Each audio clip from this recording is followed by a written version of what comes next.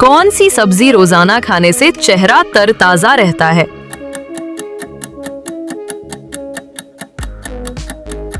सही जवाब खीरा।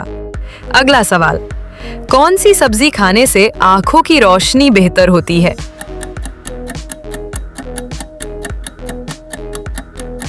सही जवाब गाजर।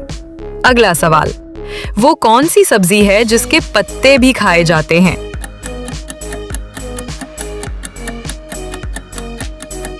सही जवाब मूली।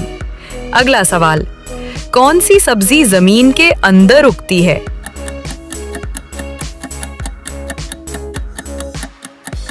सही जवाब आलू।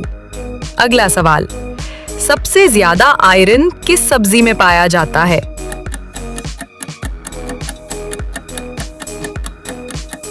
सही जवाब पालक।